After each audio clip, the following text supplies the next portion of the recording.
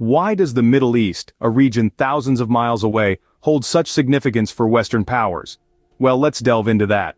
The Middle East, a crossroads of continents, holds a strategic geographic location that's hard to ignore. It's the gatekeeper of vital sea trade routes and a bridge between East and West, but that's just the tip of the iceberg. Beneath its arid landscape lies an ocean of black gold, oil and natural gas. These resources have transformed the region into a global powerhouse, driving the engines of economies far and wide. And let's not forget the region's role as a crucible of religious tension, home to the birthplaces of Judaism, Christianity, and Islam. From colonial times to the present day, the West has had a long and complex history of involvement in the Middle East. The West's interest in the Middle East is not just about resources, it's about power, influence, and global strategy. How far has the West gone to maintain its interests in the Middle East? To answer this, let's take a stroll down the corridors of history. We can't talk about the West's involvement without mentioning the United States, a key player in the region's affairs. The U.S. has had a long-standing interest in the Middle East, often tied to oil, strategic alliances, and the promotion of its own version of democracy. Let's start with Iran, where in the early 50s the United States and Britain orchestrated a coup to overthrow the democratically elected Prime Minister, Mohammad Mossadegh. Why? Mossadegh had nationalized Iran's oil industry, which didn't sit well with foreign interests.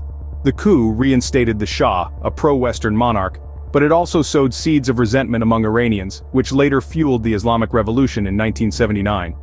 Fast forward to the early 80s, and we find ourselves in Iraq.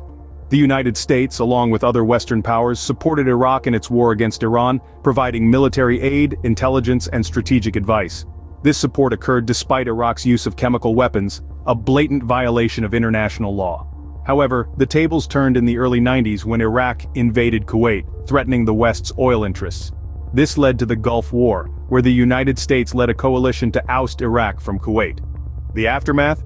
A decade of sanctions that crippled Iraq's economy and caused widespread suffering among its people. These interventions have had lasting effects. They've contributed to regional instability, fueled anti-Western sentiments, and created vacuums that extremist groups have exploited. Consider the 2003 invasion of Iraq. It was justified on grounds of Iraq possessing weapons of mass destruction, a claim later proved false. The war resulted in a power vacuum, paving the way for extremist groups like ISIS to rise. These aren't isolated incidents. They're part of a pattern, a trend of intervention where the consequences often outlive the reasons for involvement. These interventions have left a lasting impact on the region, with consequences that resonate to this day. But what about the Muslim nations themselves? Where do they stand amidst all this? In the Middle East, the role of Muslim nations is a paradox of contradictions. On one hand, they openly criticize Western intervention, decrying it as a violation of their sovereignty. They point to the devastating impacts of war and economic sanctions, raising their voices in defense of their people and their lands. And yet on the other hand, many of these same nations benefit from Western involvement.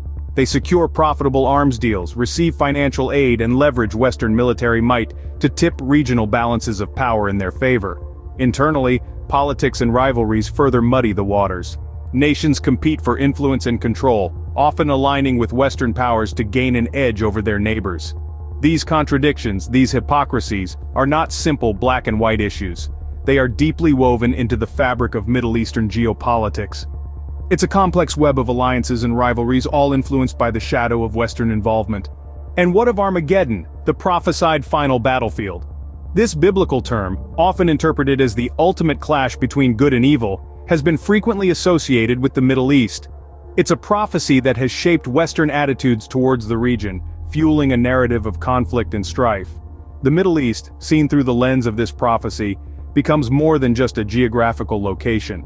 It transforms into a symbol of the end times, a theater of divine judgment. This interpretation, whether consciously acknowledged or not, can influence policy, shape public opinion, and justify interventions. Yet it's essential to remember that these prophecies are interpretations, often used to fit particular narratives. The Middle East is not a stage for apocalyptic fantasies, but a region with its own history, culture, and challenges. Whether driven by prophecy, power, or profit, the West's relationship with the Middle East is a tangled web of intrigue and intervention.